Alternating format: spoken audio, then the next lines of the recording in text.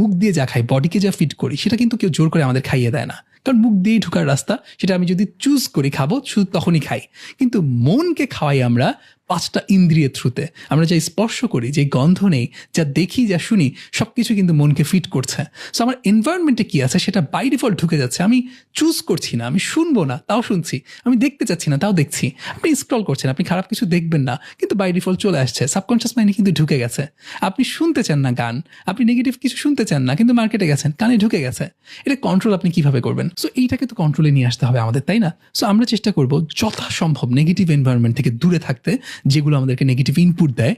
পাশাপাশি আমার যে এনভায়রনমেন্ট আছে, যেটা আমার বাসার এনভায়রনমেন্ট, আমার হাতের কাছে যে এনভায়রনমেন্ট, সেই এনভায়রনমেন্ট নিয়ে আমার খুব বেশি অ্যাওয়্যার হতে হবে, স্ট্যান্ড গার্ড করতে হবে। আমাদের চোখ, কান, এগুলো হচ্ছে একটা দরজা, মনের দরজা। সেই দরজার সামনে গার্ড দাঁড় করাতে হবে। আপনি সোশ্যাল মিডিয়ায় স্ক্রল করলে বাই ডিফল্ট নেগেটিভ জিনিস ঢুকবেই, স্ক্রলিং আপনার অফ করতে হবে, আপনার নেগেটিভ নিউজ দেখা অফ করতে হবে। এনভায়রনমেন্টের মধ্যে এরকম নেগেটিভ জিনিস যেন না থাকে, সেটা ইনশিওর করতে হবে।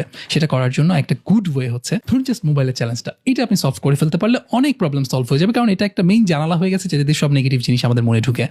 মোবাইলটা আপনি ল্যান্ডফোনের মতো ইউজ করা শুরু করেন। আপনাদের বাসার কোনো একটা সার্টেন জায়গা, সার্টেন একটা রুম বা কোনো একটা র্যাক, ওই প্লেসটা শুধু মোবাইলটা থাকবে। আপনি যদি ফোন ইউজ করতে হয়, সেখানে গিয়ে দাঁড়িয়ে দাঁড়িয়ে আপনার ফোন ইউজ করতে হবে, বা ওই পাশে একটা টেবিল থাকবে, সেখানে বসে আপনি শুধু ইউজ করতে পারবেন। বাসার অন্য কোথাও, বেডরুম হোক, স্টাডি রুম হোক, সেখানে আপনি ফোন নিয়ে যাবেন না। তাহলে আগে যেমন একটা সময় ল্যান্ডফোন ছিল, আমরা সেটাকে ইউজ করতাম, আর এখন মোবাইল ফোন হয়ে, মোবাইল হয়ে সেটা আমাদের সাথে থাকে, সারাক্ষণ আমাদেরকে ইউজ করে, সেটা থেকে আমরা বের হয়ে আসতে পারবো। এরকম আরও বিভিন্ন টেকনিক আপনার ডিজাইন করতে হবে, চিন্তা করতে হবে। ডেনমার্কের রিসার্চটা দেখুন, কিছু ইউনিভার্সিটিতে জাস্ট হচ্ছে যেখানে কোক থাকতো আগে, সেখানে ফলের জুস দিয়ে রিপ্লেস করে দেওয়ার কারণে মানুষের কনজামশন 11% বেড়ে গেছে ওই ফলের জুস, অর্থাৎ কোক রিপ্লেসড হয়ে গেছে 11%। কিচ্ছু না, জাস্ট হচ্ছে চয়েসে সবার চোখের সামনে যা আছে সেটা চেঞ্জ করে দিয়েছে। সো আপনি যদি আপনার টেবিলের উপর কুকিজ রেখে দেন, চকলেট রেখে দেন, ফ্রিজ খুলে যদি শুরুতে আপনি কোকের ক্যান দেখতে পান, তাহলে আপনি কী খাবেন? আপনার সাবকনশিয়াস মাইন্ড চয়েস মেক করে ফেলবে। ক্লিন করে ফেলেন সব কিছু, কোনো নেগেটিভ জিনিস আপনার এনভায়রনমেন্টে থাকবে না, শুধু পজিটিভ জিনিস থাকবে। টেবিলের উপর ফ্রুটস থাকবে, নাটস থাকবে, বাদাম থাকবে, কিংবা হচ্ছে খেজুর থাকবে, কিসমিস থাকবে। ফ্রিজ খুলে থাকবে জুস, দুধ, কিংবা হচ্ছে এরকম পজিটিভ ভালো কিছু জিনিস যেটা আপনাকে হেলদি রাখবে।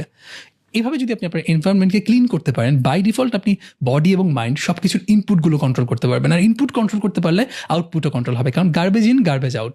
যে গার্বেজ ঢুকায় তার গার্বেজ বের হয়, যে পজিটিভ জিনিস ঢুকায়, আপনি ব্লেন্ডারে হচ্ছে নর্দমার পানি দিবেন আর জুস বের হবে, সেটা তো সম্ভব না। সো পজিটিভ জিনিস ঢুকাবেন, পজিটিভ আউটপুট আসবে লাইফে ইনশাল্লাহ। সো আই আর ই গেল, এবার হচ্ছে এ দিয়ে আমরা বোঝাই অ্যাসোসিয়েশন। অ্যাসোসিয়েশন মানে হচ্ছে আমরা কাদের সাথে কানেক্টেড, আমরা কাদের সাথে সময় কাটাই। আপনি জাস্ট এই স্টাডিটা দেখেন, 32 বছর ধরে করা একটি স্টাডি 12,000 মানুষের উপর। সেটা কি প্রুফ করছে?